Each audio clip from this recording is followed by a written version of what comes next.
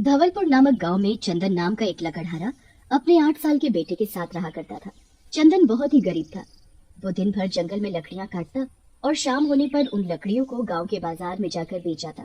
एक बार की बात है, चंदन लकड़ियां काटने के लिए जंगल जा रहा होता है कि तभी उसका बेटा चिंटू चंदन से बोलता है।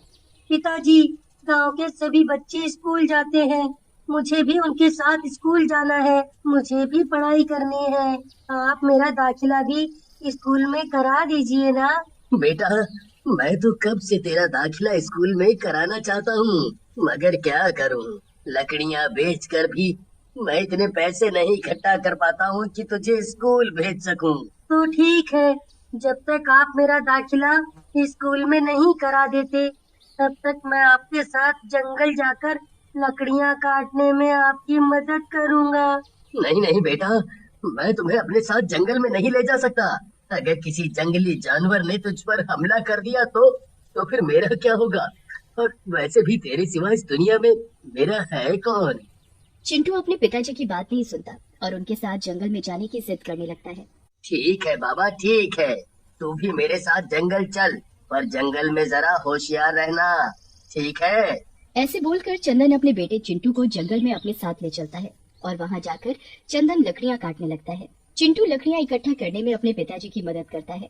इस तरह से चिंटू भी रोज अपने पिताजी के साथ जंगल जाया करता और लकड़ियां काटने में उनकी मदद कराया करता। एक दिन जब चंदन जंगल में लकड़ियां काट रहा होता है तो वो अपने बेटे चिंटू से बोलता है।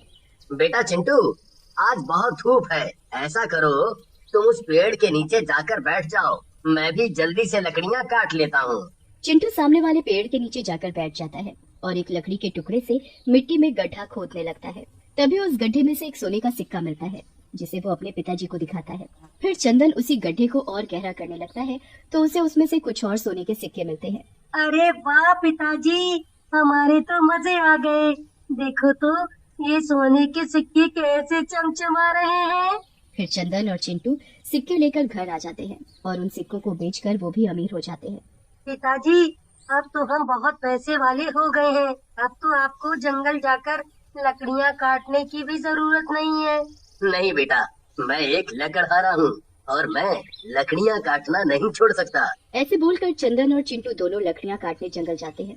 तभी चंदन का बड़ा भाई मोहन और उसकी पत्नी नेहा चंदन के घर आते हैं और चंदन के घर को देखकर उन दोनों की आंखें फटी की फटी रह जाती हैं। अजी, ये चंदन रातों रात इतना पैसे वाला कैसे हो गया?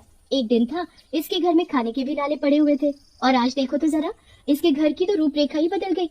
अरे जरा जाकर पूछो तो सही उससे कि आखिर ये चमत्कार हुआ तो हुआ कैसे? अरे भाग्यवान, ऐसे बोल रही हो जैसे मैं उससे पूछूंगा, अब वो सब मुझे बता देगा है? अरे छोटा भाई है आपका, अगर ना बताए तो 2 रखना उसके कान के नीचे, फिर देखना कैसे कुछ नहीं बकता हो। अरे हमें भी तो पता चले कि उसके पास एकदम से इतना सारा पैसा आया तो आया कहाँ से।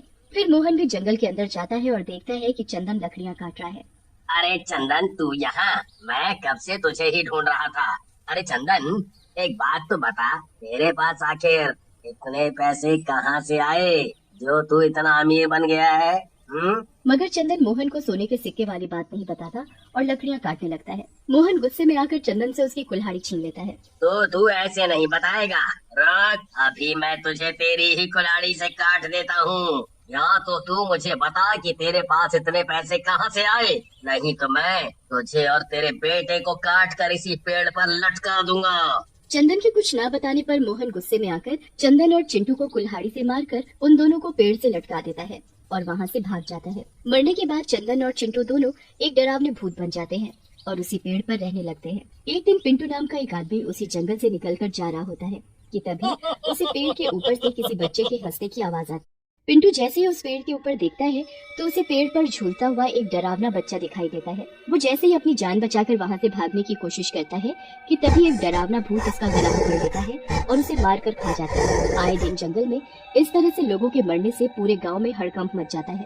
अरे सरपंच जी, कछु करिए, नहीं तो वो भूत एक दिन हम सभी को मार डालेगा। हाँ, सच में उस पेड़ पर रहने वाले भूत और उसके बच्चे ने तो हम गांव वालों का जीना हराम कर रखा है। क्या किया जाए कि वो भूत और उसका बच्चा इस जंगल से चले जाए। ऐसा बोलकर सभी गांव वाले अपने अपने घरों में चले जाते हैं। इस बात को कुछ दिन बीत जाते हैं। और सभी गांव वाले अब उस जंगल के रास्ते से आना जाना बंद कर देते हैं। एक रात जंगल में पेड़ के ऊपर चंदन भूत अपने बेटे चिंटू से बोलता है, इन सभी गांव वालों को क्या हो गया है? कई दिनों से एक भी गांव वाला इस जंगल के रास्ते से नहीं गुजरा है। हाँ पिताजी, आप सही बोल रहे हो। पिताजी, मुझे तो बहुत भूख लगने लगी है। भूख तो मुझे भी लगी है। अरे अगर ये गांव वाले इस जंगल के रास्ते से नहीं निकलते तो क्या हुआ? तो क्यों ना हम दोनों ही गांव चले? हाँ पिताजी, ये तो बहुत ही अच्छा रहेगा। फिर वो दोनों हवा में उड़ते हुए गांव की तरफ जाते हैं। गांव में कुछ लोग खड़े होकर आपस में बातें कर रहे होते हैं कि तभी उनकी नजर भूत और उसके बच्चे पर पड़ती है। अरे मर गए! ये पेड़ पर रहने वाला भूत और उसका बच्चा तो हवा में उड़ते हुए हमारे गांव की तरफ ही आ रहे हैं। अरे सभी को अपनी जान प्यारी है तो जल्दी भागो यहाँ से। फिर सभी गांव वाले भूत से डरकर इधर उधर भागने लगते हैं। अरे मुझसे बचकर कहाँ जाओगे?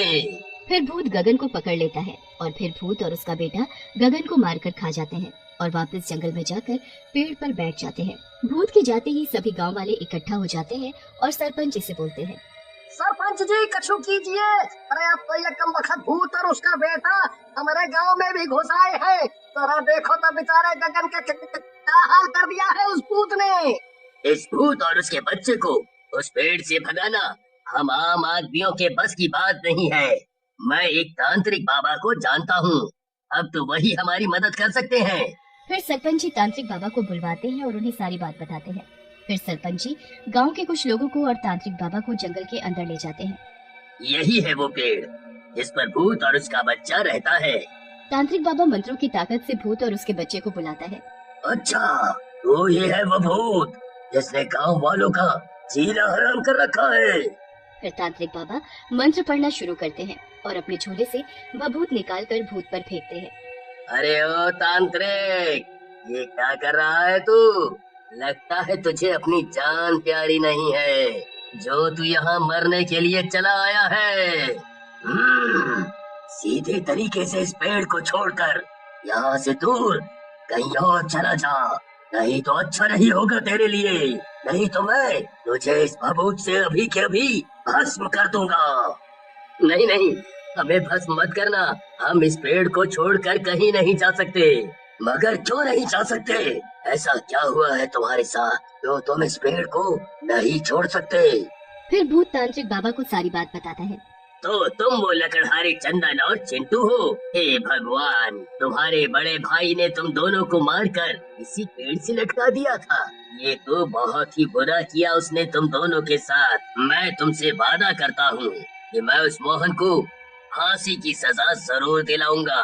फिर उसी दिन सरपंच जी मोहन को उसके घर से पकड़कर ले आते हैं और मोहन को अपने भाई और उसके बेटे को मारने के जुर्म में फांसी दे देते हैं। भूत भी अपने किए वादे के अनुसार उस पेड़ को हमेशा हमेशा के लिए छोड़कर अपने बेटे के साथ कहीं दूर चला जाता है।